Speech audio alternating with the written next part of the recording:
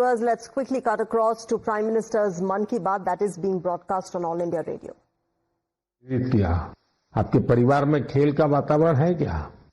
नहीं सर, मैं जिस गांव से आती हूँ उसमें खेल का कोई ये नहीं था। तो इधर नदी में बोटिंग हो रहा था तो ऐसे स्विमिंग के लिए गया था। तो ऐसे मैं और मेरा दोस्त लोग ऐसे स्विमिंग कर रहा था तो एक बोट गया है कैनन काइकिंग का। तो मेरे को उसके बारे में कुछ पता नहीं था। तो मैंने मेरा दोस्त को पूछा ये क्या है, तो दोस्त ने बता दिया कि उधर जगतपुर में साई स्पोर्ट्स सेंटर है, उसमें खेल का होता है, उसमें मैं भी जाने वाली हूँ। मेरे को बहुत इंटरेस्टिंग लगा। तो ये क्या है मुझे पता भी नहीं था। ये तो पानी में बच्चे लोग कैसे करते हैं, बोटिंग करते हैं। मैं उसको बोला कि मुझे भी जाना है, कैसे कैसे जाना है मुझे भी बताओ। तो उधर जाके बात करो बोला है। फिर मैं तुरंत घर में जाके पापा मेरे को जाना है, पापा मेरे को जाना है। फिर पापा लोग ठीक है लेके आया। उस टाइम ट्रायल तो नहीं था। फिर कोच लोग ने बोला कि ये ट्रायल फरवरी में होता है, फरवरी मार्च में, आप उस टाइम ट्रायल के टाइम में आ जाओ। फिर मैं ट्रायल के टाइम में आया।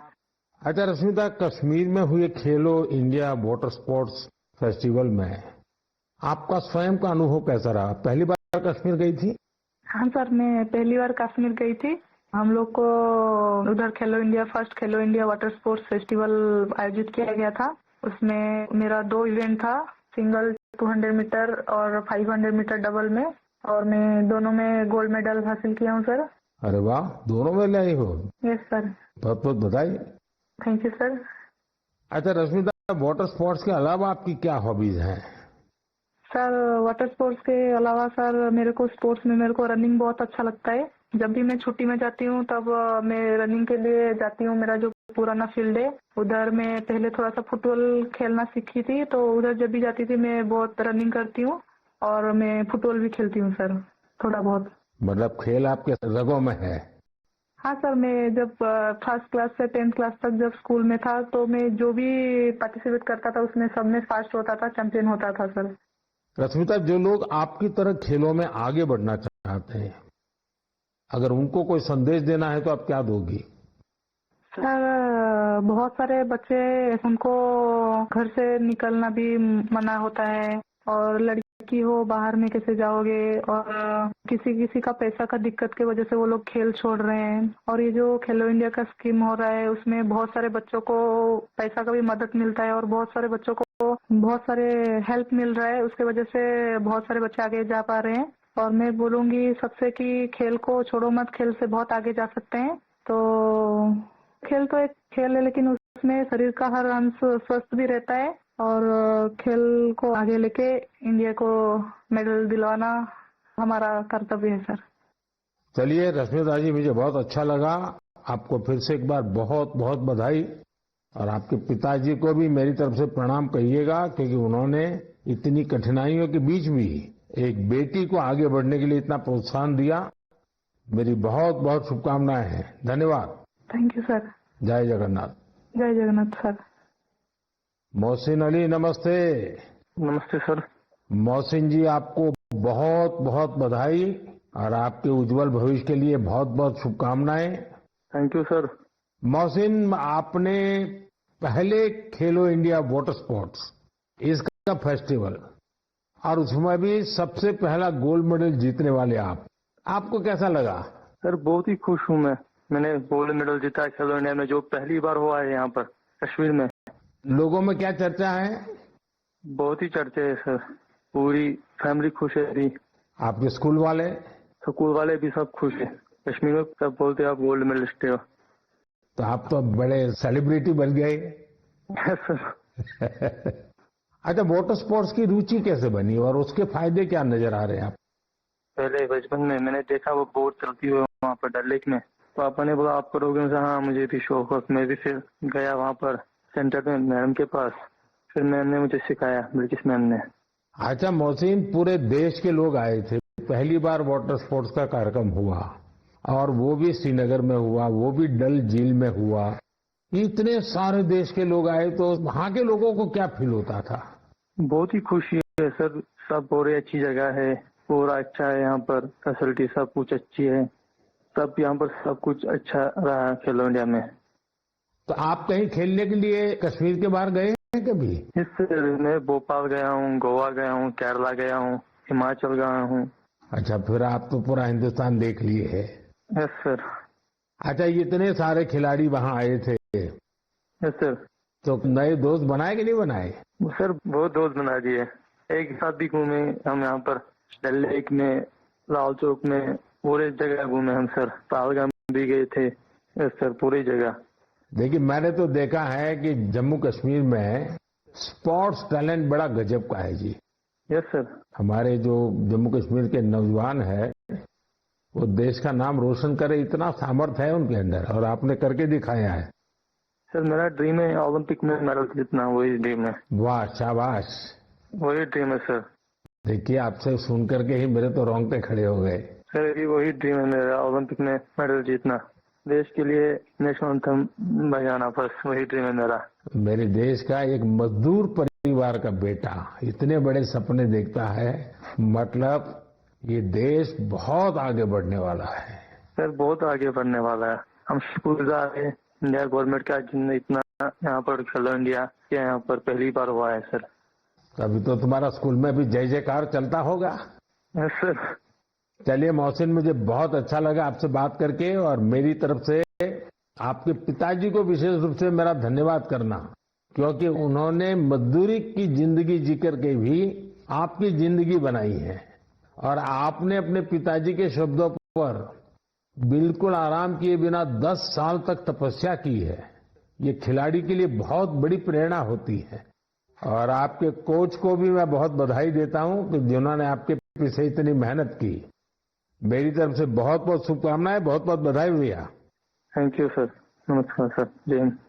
साथियों, एक भारत श्रेष्ठ भारत की भावना देश की एकता, देश के विकास के लिए बहुत जरूरी है, और निश्चित तौर पर खेल इसमें बड़ी भूमिका निभाते हैं। और इसलिए ही तो मैं कहता हूं, जो खेलता है वो खिलता है। हमारा देश भी जितनी टूर्नामेंट खेलेगा उतना खिलेगा। आप दोनों खिलाड़ियों को, आपके साथियों को मेरी बहुत बहुत शुभकामनाएं। मेरे प्यारे देशवासियों, आपने यूपीएससी का नाम तो जरूर सुना होगा। ये संस्था देश की सबसे कठिन परीक्षाओं में से एक सिविल सर्विसेज का एग्जाम भी लेती है। हम सब ने सिविल सर्विसेज के टॉपर्स की प्रेरणादायी बातें अनेक बार सुनी है। ये नौजवान कठिन परिस्थितियों में पढ़ाई के बाद अपनी मेहनत से इस सर्विस में जगह पाते हैं। लेकिन साथियों, यूपीएससी की परीक्षा की एक सच्चाई और भी है। हजारों ऐसे उम्मीदवार भी होते हैं जो बेहद काबिल होते हैं। उनकी मेहनत भी किसी से कम नहीं होती, पर मामूली अंतर से वो अंतिम सूची तक नहीं पहुंच पाते। इन उम्मीदवारों को दूसरी परीक्षाओं के लिए नए सिरे से तैयारी करनी पड़ती है। इसमें उनका समय और पैसा दोनों खर्च होता था। इसलिए अब ऐसे होनहार विद्यार्थियों के लिए भी एक डिजिटल प्लेटफॉर्म बनाया गया है, और इसका नाम है प्रतिभा सेतु। प्रतिभा सेतु में उन उम्मीदवारों का डेटा रखा गया है जिन्होंने यूपीएससी की अलग अलग परीक्षाओं के सभी चरण पास किए, लेकिन अंतिम मेरिट लिस्ट में उनका नाम नहीं आ पाया। इस पोर्टल पर 10,000 से ज्यादा ऐसे होनहार युवाओं का डेटा बैंक मौजूद है। कोई सिविल सर्विस की तैयारी कर रहा था, कोई इंजीनियरिंग सर्विस में जाना चाहता था, कोई मेडिकल सर्विसेज के हर पड़ाव को पार कर चुका था, लेकिन फाइनल में उसका सिलेक्शन नहीं हुआ। ऐसे सभी उम्मीदवारों की जानकारी अब प्रतिभा सेतु पोर्टल पर उपलब्ध कराई जा रही है। इस पोर्टल से प्राइवेट कंपनियों इन होनहार स्टूडेंट्स की जानकारी लेकर उन्हें अपने यहां नियुक्ति दे सकती है। साथियों, इस प्रयास के नतीजे भी आने लगे हैं। सैकड़ों उम्मीदवारों को इस पोर्टल की मदद से तुरंत नौकरी मिली है, और वो युवा जो मामूली अंतर से रुक गए थे, अब नए आत्मविश्वास के साथ आगे बढ़ रहे हैं। मेरे प्यारे देशवासियों, आज पूरी दुनिया का ध्यान भारत की तरफ है। भारत में छिपी संभावनाओं पर दुनिया भर की नजर है। इसी से जुड़ा एक सुखद अनुभव मैं आपसे साझा करना चाहता हूं। आपको पता है कि आजकल पॉडकास्ट का बहुत फैशन है। विभिन्न विषयों से जुड़े पॉडकास्ट को भांति भांति के लोग देखते और सुनते हैं। बीते दिनों मैं भी कुछ पॉडकास्ट में शामिल हुआ था। ऐसा ही एक पॉडकास्ट दुनिया के बहुत फेमस पॉडकास्टर लेक्स फ्रीडमैन के साथ हुआ था। उस पॉडकास्ट में बहुत सारी बातें हुई और दुनिया भर के लोगों ने उसे सुना भी। और जब पॉडकास्ट पर बात हो रही तो बातों बातों में ऐसे ही मैंने एक विषय उठाया था। जर्मनी के एक खिलाड़ी ने उस पॉडकास्ट को सुना और उसका ध्यान मैंने उसमें जो बात बताई थी उस पर केंद्रित हो गया। उन्होंने उस टॉपिक से इतना कनेक्ट किया कि पहले उन्होंने उस टॉपिक पर रिसर्च की और फिर जर्मनी में भारतीय दूतावास से संपर्क किया और उन्होंने चिट्ठी लिखकर बताया कि वो उस विषय को लेकर भारत से जुड़ना चाहते हैं।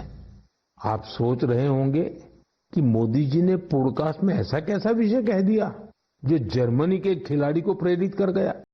ये कौन सा विषय था? मैं आपको याद कराता हूं।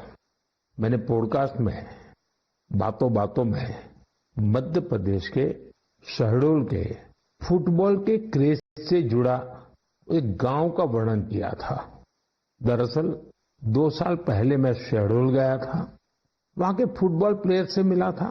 पॉडकास्ट के दौरान एक सवाल के उत्तर में मैंने शहडोल के फुटबॉल खिलाड़ियों का भी जिक्र किया था। यही बात जर्मनी के फुटबॉल खिलाड़ी और कोच डिटमार बायर्सडॉर्फर ने भी सुनी। शहडोल के युवा फुटबॉल खिलाड़ियों की लाइफ जर्नी ने उन्हें बहुत प्रभावित और प्रेरित किया। सही में किसी ने कल्पना भी नहीं की थी कि वहां के प्रतिभाशाली फुटबॉल खिलाड़ी दूसरे देशों का ध्यान अपनी ओर आकर्षित करेंगे। अब जर्मनी के इस कोच ने शहडोल के कुछ खिलाड़ियों को जर्मनी की एक एकेडमी में ट्रेनिंग देने की पेशकश की है। इसके बाद मध्य प्रदेश की सरकार ने भी उनसे संपर्क किया है। जल्द ही शहडोल के हमारे कुछ युवा साथी ट्रेनिंग कोर्स के लिए जर्मनी जाएंगे। मुझे यह देखकर भी बहुत आनंद आता है कि भारत में फुटबॉल की लोकप्रियता निरंतर बढ़ रही है। मैं फुटबॉल प्रेमियों से आग्रह करता हूं कि जब समय मिले वे शहडोल जरूर जाएं और वहां हो रहे स्पोर्टिंग रिवॉल्यूशन को करीब से देखें। मेरे प्यारे देशवासियों, सूरत में रहने वाले जितेंद्र सिंह राठौड़ के बारे में जानकर आपको बहुत सुखद एहसास होगा।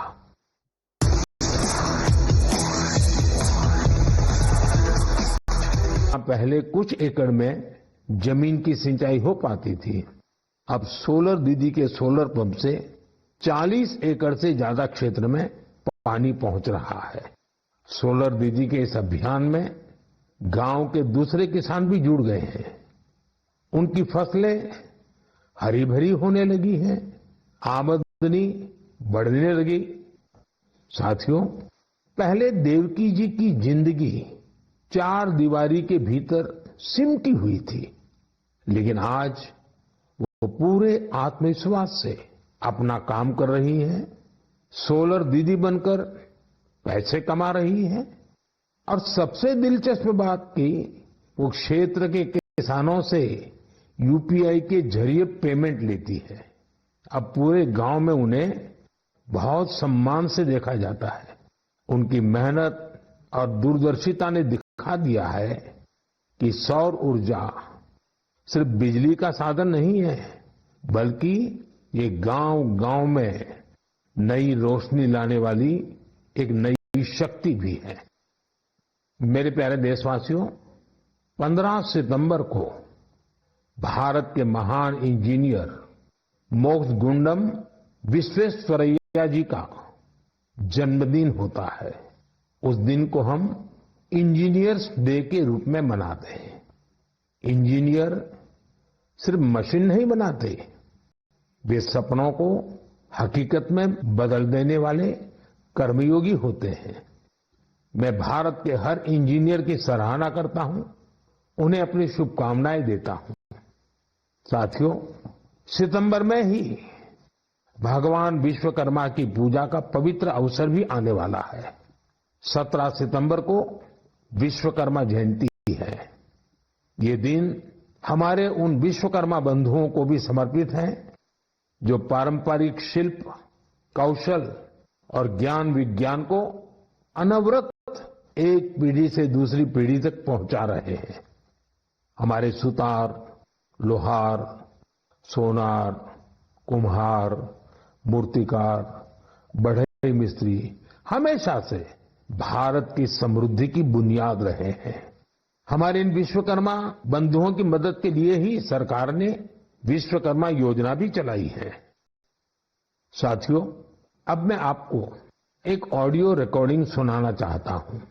तो ये जो मानपत्र में आपने लिखा है, ये स्टेटों के बारे में मैंने जो कुछ किया या हैदराबाद के बारे में हमारी गवर्नमेंट ने जो कुछ किया, ठीक है किया, लेकिन आप जानते हैं कि हैदराबाद का किस्सा इस तरह से हमने किया, उसमें कितनी मुसीबत थी। सब स्टेटों के साथ, सब प्रिंसेस के साथ हमने वायदा दिया था कि भाई कोई प्रिंस का, कोई राजा का हम अलग फैसला नहीं करेंगे। सबका एक के साथ जैसे सबका होता है ऐसा उनका भी होता है। लेकिन उनके लिए हमने वहां तक अलग समझौता किया। साथियों, ये आवाज लौह पुरुष सरदार वल्लभ भाई पटेल की है। हैदराबाद की घटनाओं पर उनके स्वर में जो पीड़ा है, उसे आप महसूस कर सकते हैं। अगले महीने सितंबर में हम हैदराबाद लिबरेशन डे भी मनाएंगे। ये वही महीना है जब हम उन सभी वीरों के साहस को याद करते हैं जिन्होंने ऑपरेशन पोलो में हिस्सा लिया था। आप सबको मालूम है कि जब अगस्त 1947 में भारत को आजादी मिली तो हैदराबाद अलग ही स्थिति में था। निजाम और रजाकारों के अत्याचार दिन ब दिन बढ़ते जा रहे थे।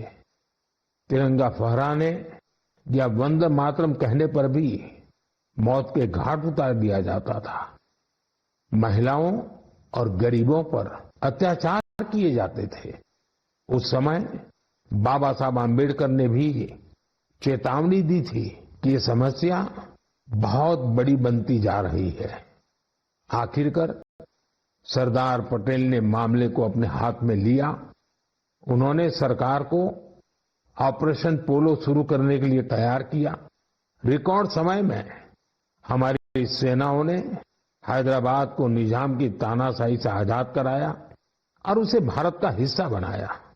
पूरे देश ने इस सफलता का उत्सव मनाया। मेरे प्यारे देशवासियों, आप दुनिया के किसी भी कोने में चले जाएं, वहां आपको भारतीय संस्कृति का प्रभाव देखने को जरूर मिलेगा।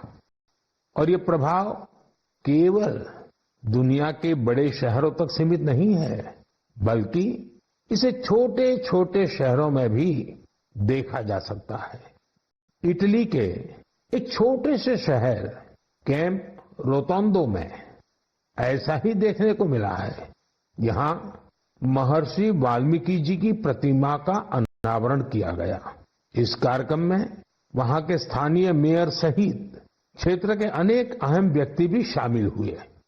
कैंप रोतोंडो में रहने वाले भारतीय मूल के लोग महर्षि वाल्मीकि जी की प्रतिमा लगने से बहुत खुश हैं।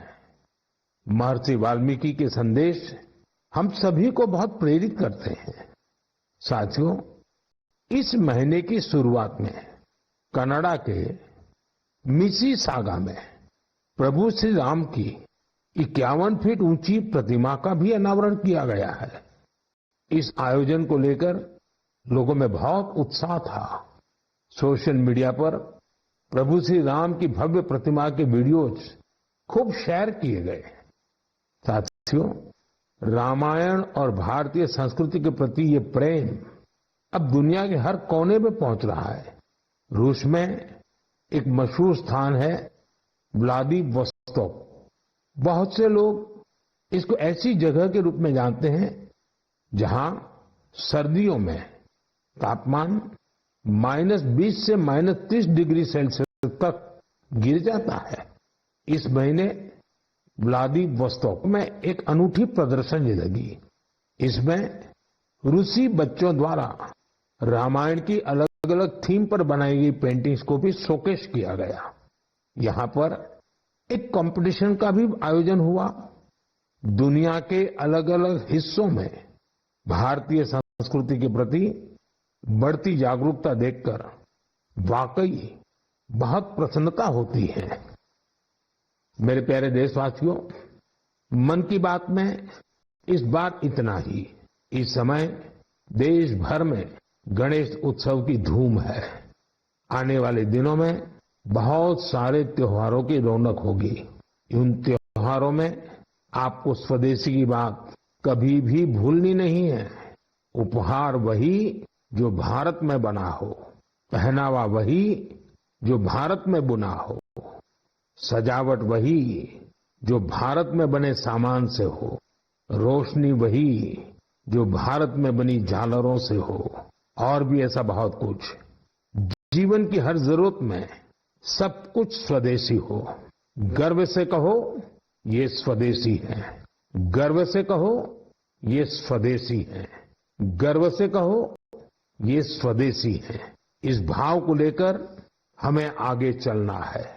एक ही मंत्र, वोकल फॉर लोकल। एक ही रास्ता, आत्मनिर्भर भारत। एक ही लक्ष्य, विकसित भारत। साथियों, इन खुशियों के बीच आप सभी स्वच्छता पर जोर देते रहें, क्योंकि जहां स्वच्छता है वहां त्योहारों का आनंद भी और बढ़ जाता है। साथियों, मन की बात के लिए मुझे इसी तरह बड़ी संख्या में अपने संदेश भेजते रहिए। आपका हर सुझाव इस कार्यक्रम के लिए बहुत महत्वपूर्ण है। अपना फीडबैक मुझ तक जरूर पहुंचाते रहें। अगली बार जब हम मिलेंगे तो और भी नए विषयों की चर्चा होगी। बहुत बहुत धन्यवाद। नमस्कार।